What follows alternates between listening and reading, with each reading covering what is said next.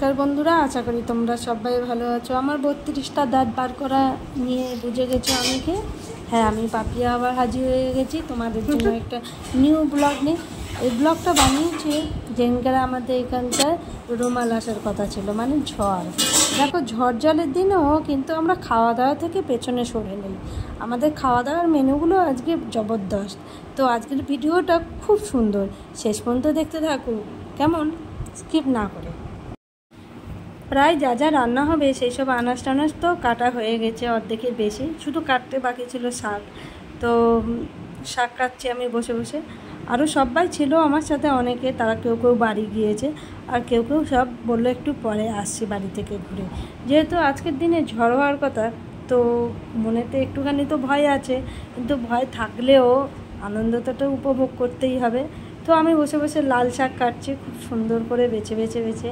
লাল শাক বর্ষার সময় শাক কাটতে গেলে আমার ভয় লাগে। জীবনে একটা জিনিসই সব থেকে বেশি ভয় লাগে, সে হচ্ছে জোঁক দেখে।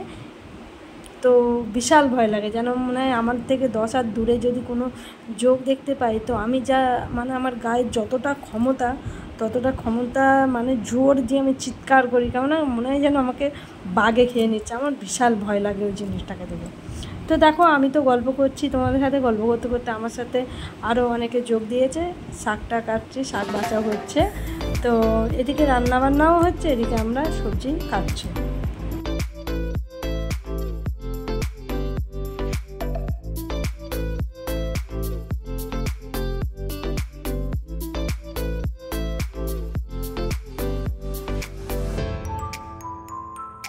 দাদা খুব সুন্দর রান্না করে, এর আগেও আমার অনেক ভিডিওতে দাদাকে দেখেছেন। দাদা সত্যিই খুব সুন্দর রান্না করে। তা দাদার হাতে হাতে আমরা যা যা লাগবে সব রেডি করে দিচ্ছি। দাদা বসে বসে রান্নার জোগাড় করেছে। মোটামুটি প্রথমে যা যা হবে তাই আনাজগুলো ভেজে তুলে নিচ্ছে, দেখতে পাচ্ছ। আর আমরা তো এখানটায় গল্প দিচ্ছি, আর সবজি এখনও কাটা হয়নি। সবজি মানে এখানে 3 রকমের শাক কাটা হচ্ছে।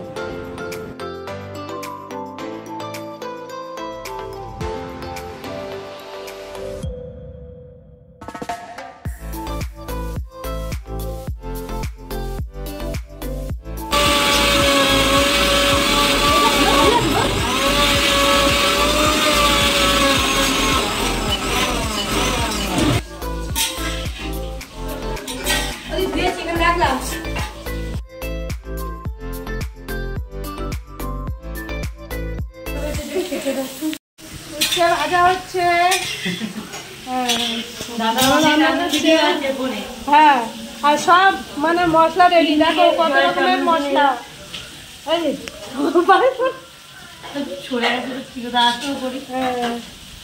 না, প্রণাম করলে রান্না মোটামুটি মশলা টশলা তো হয়ে গেছে। তো ঘরের ভেতরে আমরা রান্না বান্না করছি। আর তাহলে চলো বাইরের পজিশনটা কি একটু দেখে নিই। তো বাইরে দেখতে পাচ্ছ ভালো মতন ঝোড়ো হাওয়া বয়ে যাচ্ছে। মোটামুটি এখন সকাল হচ্ছে 9:30 বাজে। তো 9:30টার মধ্যেই দেখতে পাচ্ছ যে আবহাওয়া কীরকম, ঝোড়ো বাতাস বয়ে যাচ্ছে বাইরে থেকে।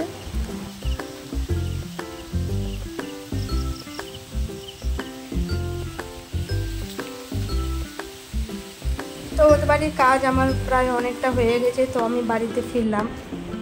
তো বাড়িতে এসে আমাকে সকালে খেতে হবে, ওষুধও খেতে হবে, তোমরা সবাই জানো। আমি ভেলো থেকে ডক্টর ডেকে বাড়িতে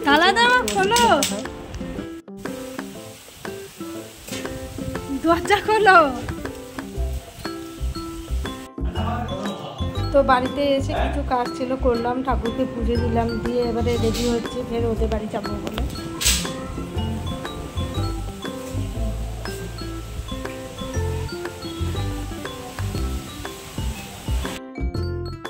রাস্তা থেকে যাচ্ছি তো বলে বোঝাতে পারবো না, গাছগুলো হাওয়ায় এত দুলছে আর এত ঝোড়ো বাতাস বয়ে যাচ্ছে।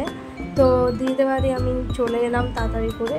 তো দিদি বললো যে পাপিয়া, তোমাকে পনিরের তরকারিটা করতে হবে, কেননা দিদিদের বাড়ি নিরামিষ যারা খায় তারাও খাবে আর আমিষও খাবে, 2 রকমের রান্না হচ্ছে। তাই আমিষটা বাইরে হচ্ছে বলে ছোট কড়াই করে আমাকে রান্নাঘরে গ্যাসে পনিরের তরকারিটা করতে বললো।